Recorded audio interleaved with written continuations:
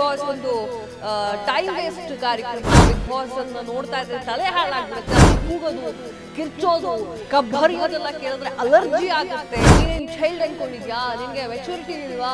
ಅವಳು ಕನ್ನಡ ಕೇಳಿದ್ರೇನೆ ಕೆಲವೊಂದ್ಸಲ ವಾಕ್ಸಕ್ಕೆ ಬರುತ್ತೆ. Bigg Boss Bigg Boss Bigg Boss ಎಲ್ಲಿ ನೋಡಿದ್ರು ಈಗ ಬಿಗ್ ಬಾಸ್ನೇ ಹಾವಳಿ ಆಗಿದೆ. ಕೆಲವೊಂದಿಷ್ಟು ಜನ ಬಿಗ್ ಬಾಸ್ ನ ಇಷ್ಟಪಡೋದಿಲ್ಲ, ಯಾಕಂತಂದ್ರೆ ಬಿಗ್ ಬಾಸ್ ಒಂದು ಟೈಮ್ ವೇಸ್ಟ್ ಕಾರ್ಯಕ್ರಮ. ಬಿಗ್ ಬಾಸ್ ನೋಡಿದ್ರೆ ಏನ್ ಸಿಗುತ್ತೆ? ಬಿಗ್ ಬಾಸ್ ಅನ್ನ ನೋಡ್ತಾ ಇದ್ರೆ ತಲೆ ಹಾಳಾಗ್ಬಿಡುತ್ತೆ. ಅದ್ರಲ್ಲೂ ಕೂಗೋದು, ಕಿರ್ಚೋದು, ಕಬ್ಬರಿಯೋದೆಲ್ಲ ಕೇಳಿದ್ರೆ ಅಲರ್ಜಿ ಆಗುತ್ತೆ ಅಂತ ಹೇಳಿ ಸಾಕಷ್ಟು ಜನ ಹೇಳೋರು ಕೂಡ ಇದ್ದಾರೆ.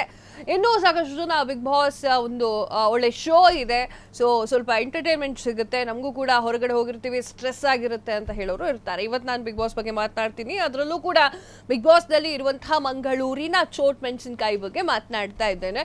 ಯಾಕೆ ಈ ಚೋಟ್ ಮೆಣಸಿನಕಾಯಿ ಅಂತ ಹೇಳ್ತಾ ಇದ್ದೀನಿ ಅಂತಂದ್ರೆ, ಮಂಗಳೂರಿನ ಬೆಡಗಿ ಶೆಟ್ಟಿ ಮಾಡುವಂತಹ ಕೆಲಸವನ್ನ ನೀವು ನೋಡಿದ್ರೆ ಒಂಥರ ಕಾಮಿಡಿ ಆಗಿರುತ್ತೆ.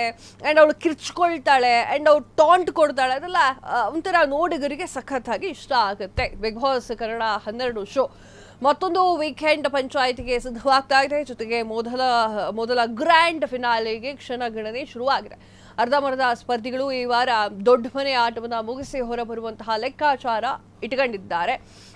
ವಾರದ ಮಧ್ಯದಲ್ಲೇ ಸತೀಶ್ ಹೊರ ಬಂದಿದ್ದಾರೆ ಹಾಗೂ ಆಟದ ಕಿಚ್ಚು ಹೆಚ್ಚು ಆಗ್ತಾ ಇದೆ. ಪ್ರಮುಖವಾಗಿ ರಕ್ಷಿತಾ ಶೆಟ್ರು ಭರಿಸಿ ಬೊಬ್ಬಿರಿತಾ ಇದ್ದಾರೆ. ಮನೆ ಮಂದಿ ಎಲ್ಲ ಸುಸ್ತಾಗ್ಬಿಟ್ಟಿದ್ದಾರೆ.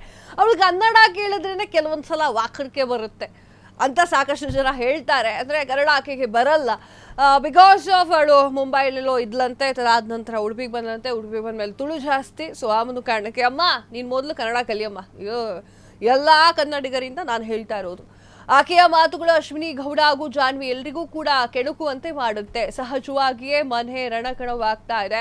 ಹೊಸ ಪ್ರೋಮೋದಲ್ಲಿ ಕೂಡ ಅದು ಹೈಲೈಟ್ ಆಗಿದೆ. ವ್ಯಕ್ತಿತ್ವ ಆಟ ಅಂತ ಹೇಳಿ ಶುರುವಾಗಿದೆ.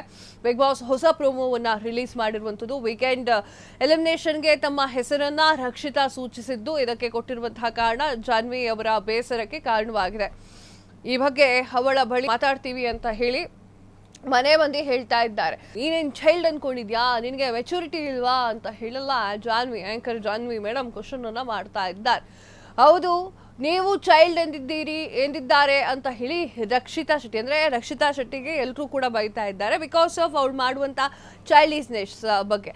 ಅವಳ ಹತ್ರ ಹೋಗಿ ಕೇಳ್ತಾರೆ, ನೀನೇನು ಚೈಲ್ಡ್ ಅನ್ಕೊಂಡಿದ್ಯಾ ಅಂತ ಕೇಳಿದಾಗ ಹೇಳ್ತಾಳೆ, ನೀವು ಫಸ್ಟ್ ದಿನ ನನ್ನನ್ನು ಹೊರಗೆ ಹಾಕಿದ್ರಲ್ಲ, ಅವಾಗ ಏನು ಹೇಳಿದ್ರಿ? ನಾನು ಚೈಲ್ಡ್ ಅಂತ ತಾನೇ ಹೇಳಿದ್ರಿ, ಅದನ್ನ ನಾನು ತೋರಿಸ್ಕೋಬೇಕಲ್ವಾ, ಹಾಗೆ ತೋರಿಸ್ಕೊಳ್ತಾ ಇದ್ದೀನಿ ಅಂತ ಹೇಳಿ ಈಗ ರಕ್ಷಿತಾ ಹೇಳ್ತಾ ಇರುವಂಥದ್ದು. ದೊಡ್ಡ ನಾಗವಲ್ಲಿ ನೀವು ಅವರು ಇವರು ಅಂತ ಹೇಳಿ ಅಶ್ವಿನಿ ಗೌಡ ಅವರ ತಂಟೆಗೆ ಹೋಗಿದ ಕೂಡಲೇ ಆಕೆ ಕೆಂಡಾಮಂಡಲರಾಗಿದ್ದಾರೆ. ಹೊಡೆಯುವಂತೆ ನುಗ್ಗಿ ಬಂದಿದ್ದಾರೆ, ಅಬ್ಬರಿಸಿ ಬೊಬ್ಬಿರಿದಿದ್ದಾರೆ. ಆ ಒಂದು ಪ್ರೋಮೋದಲ್ಲಿ ಡ್ರಾಮಾ ನೀವು ನೋಡಬಹುದು. ಬಾತ್ರೂಮ್ನಲ್ಲಿ ಮಾಡು ಅಂತ ಹೇಳಿ ಕೂಗಾಡಿದ್ದಾರೆ. ಆದರೆ ಇದಕ್ಕೆಲ್ಲ ರಕ್ಷಿತಾ ತಲೆ ಕೆಡಿಸ್ಕೊಳ್ತಾನೇ ಇಲ್ಲ. ನನ್ನಿಷ್ಟ 100 ಸಲ ಹೋಗ್ತೀನಿ ನಾನು ಬಾತ್ರೂಮಿಗೆ, ಅದು ನಿಮ್ಮನೆ ವಾಶ್ರೂಮಾ ಅಂತ ಹೇಳಿ ತಿರುಗೇಟನ್ನ ನೀಡಿರುವಂಥದ್ದು. ಬಿಗ್ ಬಾಸ್ ಮನೆಗೆ ಬಂದ ಮೊದಲ ದಿನ ರಕ್ಷಿತಾ ಶೆಟ್ಟಿ ಎಲಿಮಿನೇಟ್ ಆಗಿ ಹೊರಬರುವ ಶಿಕ್ಷೆ ಅನುಭವಿಸಿದ್ದರು.